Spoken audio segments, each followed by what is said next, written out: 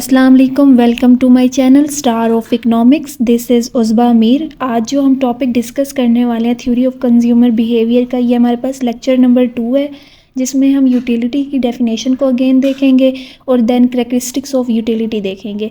The capacity of good and service to satisfy some human want is called utility. तो ये हमने पहले भी डेफिनेशन डिस्कस की थी कि यूटिलिटी हमारे पास क्या होता है, किसी भी गुड और सर्विस की वो कैपेसिटी होती है जो हमारी ह्यूमन वांट को यानी सेटिस्फाई करती है। लाइक हमने ये बात की थी कि अगर आपको प्यास लगी हुई है और आप पानी पीते हैं तो वो आपकी नीड को फुलफिल कर रहा है, तो वो क्या है, आपको सेटिस्फेक्शन पॉइंट दे रहा है, तो वो आपके लिए क्या है, यूटिलिटी है। तो यही हमारे पास डेफिनेशन सिंपली दी गई है। The capacity of good and service is to satisfy some human want is called utility.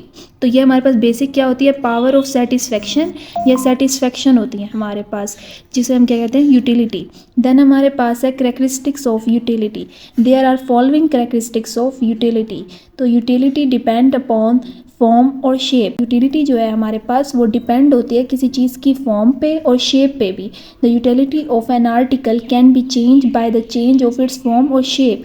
यानी किसी चीज़ की भी जो यूटिलिटी है वो उसकी फॉर्म और शेप पे डिपेंड करती है।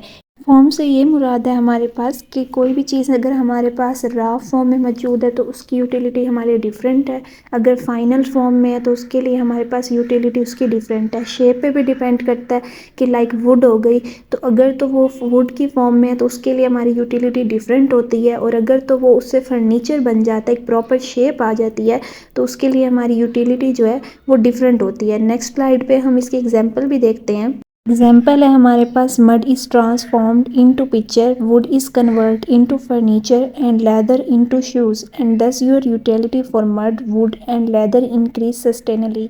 तो हम ये बात देख सकते हैं कि जो हमारी मड है, लाइक मिट्टी जिसे हम कहते हैं, उससे कन्वर्ट हो जाती है, वो ट्रांसफॉर्म हो जाती है पिक्चर्स की फॉर्म में, जिन्हें हम मटका कहते हैं या घड़ा कहते हैं। तो वुड जो है वो कन्वर्ट हो जाती है फर्नीचर की फॉर्म में, लाइक उससे फर्नीचर बनता है जो हमारे रूम्स में यूज़ होता है, लाइक गेट्स बनते हैं, या हमारे घर के अंदर बहुत ज़्यादा ऐसे मटेरियल है जो वुड्स का बनता है तो वो उसमें यूज़ होता है। और ये शूज़ हैं, लेदर है हमारे पास, वो शूज़ उसके बनते हैं, तो वो उनकी क्या है, चेंज हो गई है फॉर्म, जो है लेदर की कन्वर्ट हो गई है शूज़ में, मड की कन्वर्ट हो गई है पिक्चर के अंदर, और वुड की जो फॉर्म है वो चेंज हो गई है फर्नीचर के अंदर, यानी उनकी शेप चेंज हो गई है।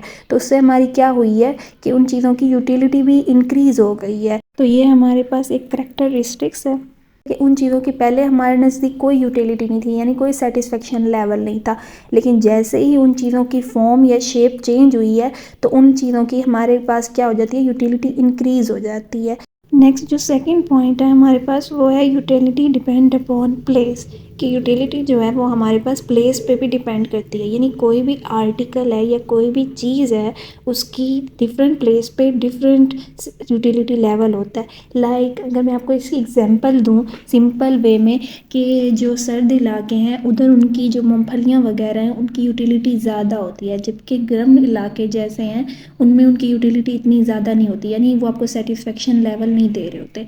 और जो गर्म इलाके हैं उधर आप लोन के कपड़े और गर्म कपड़े यूज़ करते हैं, तो वो उधर आपके लिए जो यूटिलिटी का लेवल है वो आपके पास गर्म क्लॉथ दे रहे होते हैं आपको, और जबकि जो सर्द इलाके हैं वहाँ पे आपको वुलन क्लॉथ और यानी ड्राई फ्रूट्स ये चीज़ें दे देते हैं। तो जो डिफरेंट प्लेस है ना उनकी यूटिलिटी डिफरेंट होती है, यानी जो आर्टिकल जो भी चीज़ है उन चीज़ों की उधर डिफरेंट यूटिलिटी होगी और दूसरी प्लेस पे उनकी यूटिलिटी डिफरेंट होगी।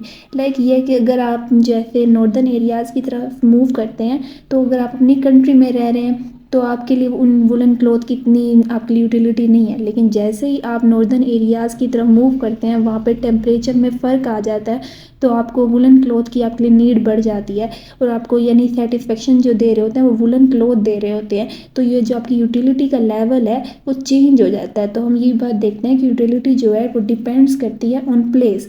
सेम यही चीज़ हमारी डेफिनेशन में दी गई है, the utility of an article can be change by changing the place, यानी कोई भी आर्टिकल जो है उसकी यूटिलिटी चेंज हो जाती है अकॉर्डिंग टू प्लेस। अगर हम इसके बरक्स देखें तो अर्बन एरियाज़ में जो वुड की यूटिलिटी है और डेजर्ट यानी सैंड की जो यूटिलिटी है वो अर्बन एरियाज़ में ज़्यादा होती है। लाइक जो वुड है वो फॉरेस्ट में उनकी यूटिलिटी कम होगी और सैंड की जो है वो डेजर्ट में यूटिलिटी कम होगी, क्योंकि वहाँ पे अनलिमिटेड क्वांटिटी में और वहाँ पे इतनी लोगों की डिज़ायर भी नहीं है। लेकिन जबकि अर्बन एरियाज़ में लोगों की डिज़ायर भी ज़्यादा है और वहाँ पे इस चीज़ की क्वांटिटी भी कम मौजूद है, तो डिफरेंट प्लेस में डिफरेंट यूटिलिटी होती है। इसलिए हम कहते हैं कि यूटिलिटी जो है वो डिपेंड करती है on place. Then next third characteristic है हमारे पास, यूटिलिटी डिपेंड अपॉन टाइम और सीज़न। जो यूटिलिटी है हमारे पास वो डिपेंड होती है टाइम पे भी और सीज़न पे भी।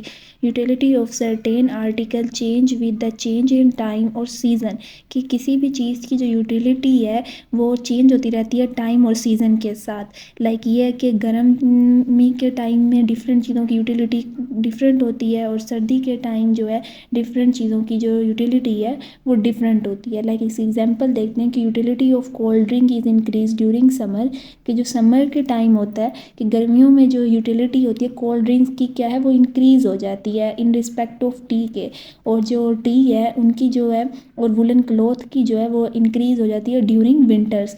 कि यही बात हमारे पास आ गई कि जो यूटिलिटी है वो डिपेंड कर रही होती है टाइम और सीजन्स पे भी, कि डिफरेंट टाइम में डिफरेंट यूटिलिटी होगी और अकॉर्डिंग टू सीज़न कि डिफरेंट सीज़न में विंटर में आप वुलन क्लॉथ की आपके लिए यूटिलिटी इंक्रीज़ हो जाती है, जबकि जो गर्मियों का सीज़न होता है उसमें जो है आपके पास गर्म क्लॉथ की यूटिलिटी इंक्रीज़ हो जाती है।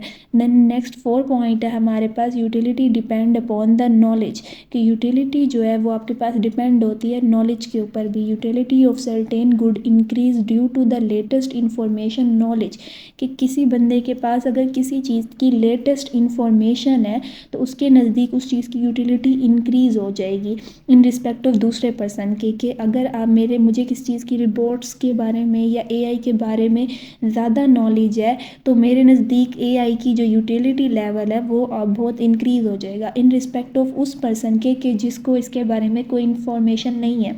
लाइक ये है कि अगर आपने कोई बुक रीड करनी है कि जिसमें नॉलेजफुल आपके लिए मटेरियल है, तो मेरे नज़दीक तो उसकी यूटिलिटी इंक्रीज़ है, लेकिन उस पर्सन के नज़दीक उस चीज़ की यूटिलिटी नहीं है, जिसको यानी उस बुक से कोई यानी फ़ायदा नहीं पहुंचेगा या उसको लगता है कि इससे मुझे कोई नॉलेज नहीं मिलेगी।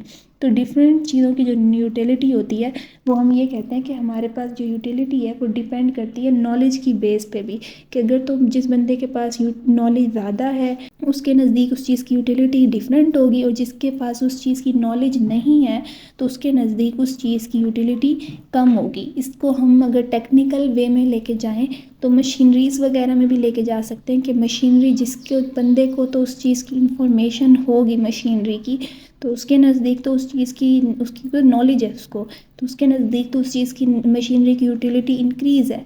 और अगर जिस बंदे को उस मशीनरी के बारे में नॉलेज नहीं है तो उसके लिए जो यूटिलिटी का लेवल होगा वो जो है वो डिक्रीज़ होगा। तो ये सेम वे में हम यही कहते हैं कि ये जो यूटिलिटी है वो डिपेंड होती है नॉलेज के बेस पे भी। तो आज का जो लेक्चर है इसमें हमने डिस्कस किया है कि यूटिलिटी हमारे पास क्या होता है, देन इसके बाद हमने करैक्टरिस्टिक्स डिस्कस की हैं। अगर इसमें आपका कोई भी क्वेश्चन है तो आप कमेंट सेक्शन में पूछ सकते हैं, आपको आंसर दिया जाएगा। ओके, थैंक यू, अल्लाह हाफिज़।